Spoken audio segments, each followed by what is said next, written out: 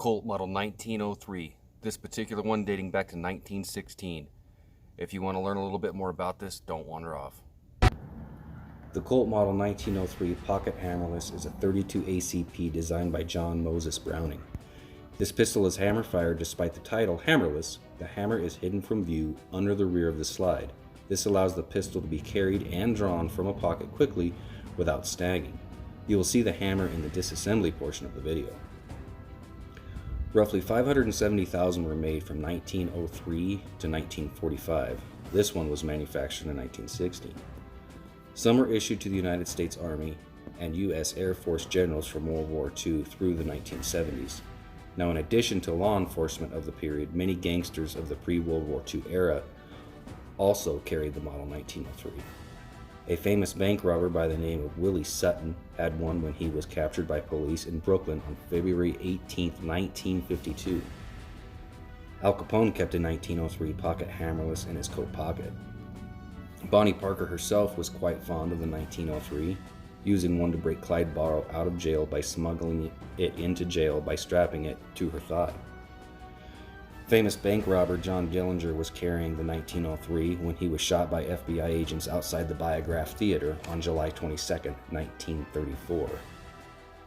This gun being manufactured in 1916, all before these events.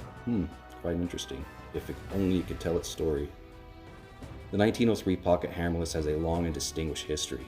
The 1903 was a precursor and heavily influenced the design of another famous gun that would fight for the freedom of the United States in every major conflict to this day. We know this gun today as the legendary 1911.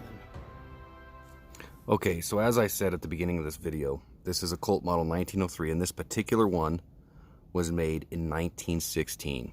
Now, for all you history buffs, you're going to know that that puts the manufacturer of this gun right smack dab in the middle of World War I. Now, I don't know if this gun actually served in World War I. I highly doubt it.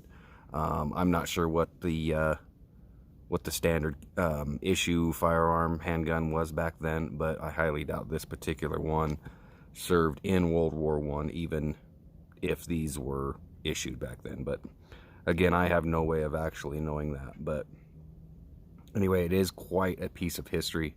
I'll kind of move it around a little bit now that it's in better light and get some closer looks at things. Some of the markings. Right here on the trigger guard on the bottom, there's a P. Now, I don't know what that means. Maybe some of you watching this can leave me a message in the comments and tell me what it means. We've got the Colt Stallion on the back. Our sights are non-adjustable. This rear sight, however, does look like it could be drifted one way or the other. The front sight is just a blade that's been machined into the top of the slide. As you can see, I mean, over the years, this thing has sustained some damage. I mean, this has been very, very well used. Looks like somebody hit it with a hammer or a chisel or something up here at one point in time, or it was thrown in a truck and it just rattled and was banging against something. Here you've got the roll pin for the extractor. I mean, and it's just been worn down to where it looks like it's almost one piece with just a dimple in the top of the slide. So yeah, this gun has definitely been used. It has been around. I mean, if it could tell stories, it'd probably be pretty neat. But the patina on it is really nice. I like the look of it. I mean, it's not in the greatest shape, obviously. The grips, I don't know if you can hear that. The grips are a little bit loose on it, but they are functional. They work. They don't fall off. Now, this gun in this condition, I have no idea what it would be worth. It's pretty sweaty. It's not in the best condition, but it does fire. It does work. Unfortunately, I don't have any ammo to run through it to show you, but it does work. Out of everything that I've got, as far as as far as handguns goes, I've got to say, and it's hard for me to believe myself, but I got to say, this has got the best trigger on it of anything I've got. I'm sure that's got something to do with it being very similar to a 1911, and it's 103 years of being used. Everything is really well worn in. Everything fits together perfectly. So that's got to have something to do with it. But let's take a look at the trigger. So, and it's got a safety back here, palm safety. Let's see, get this in frame. I mean, the take up is pretty much nothing. It's a little bit of a wall right there, and then it just breaks. And then the reset, it's right there, and then breaks.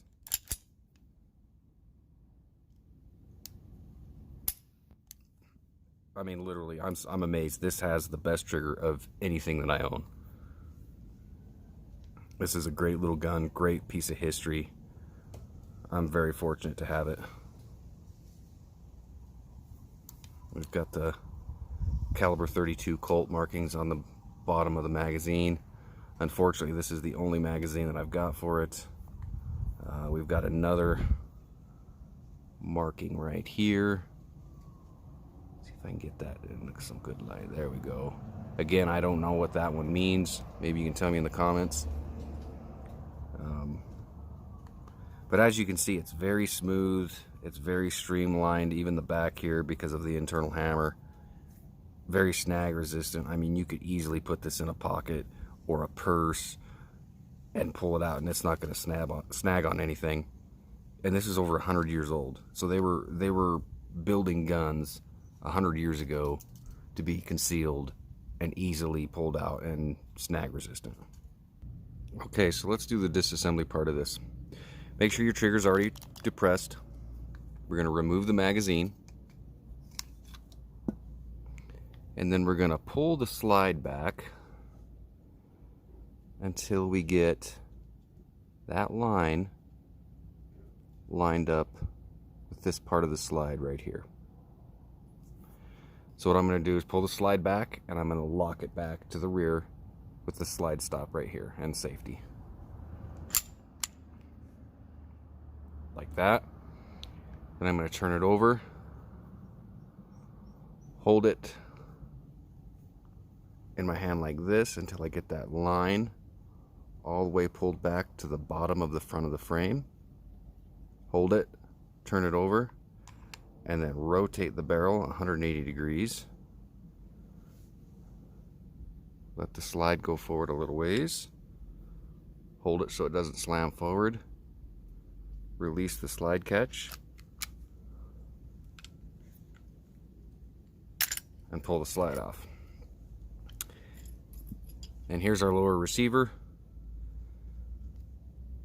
Internal hammer, which makes it nice and rounded on the outside, very snag free for the time that it was built in. Very concealable. And we have the recoil spring. And the barrel and slide assembly. The barrel can be kind of fidgety to get it out, but all in all, it's not too bad. Here's the barrel. Now you can see on the inside of this, the barrel still has some of the bluing on it. So originally, back in 1916, when this gun was manufactured, it was blued. It was not silver like it is now. And as you can see also, there is some light rust in here. But I mean, the gun's 103, 104 years old. I mean, even taken care of but still used, it's going to have some wear in it.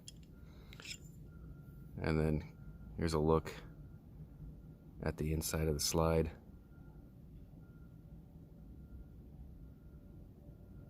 Really a nice little pistol after all these years.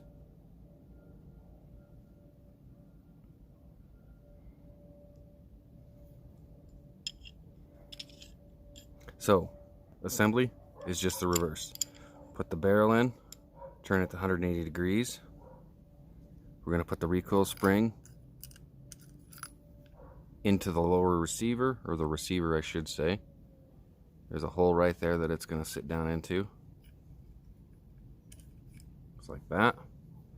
Then we'll take our slide, slide it onto the front. Again, this is kind of finicky since I'm trying to keep this in frame. We're going to make sure the front of the spring is going into the slide. We're going to pull it back until our line matches up with the front of the receiver right there. Turn our barrel back and let it go, and you're done. Do a functions check.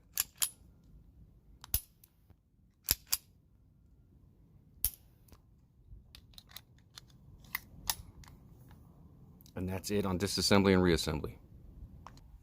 The Colt Model 1903 Pocket Hammerless is an outstanding piece of American history.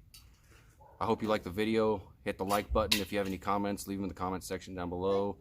And hit the subscribe button. Thanks for watching, and we'll see you next time.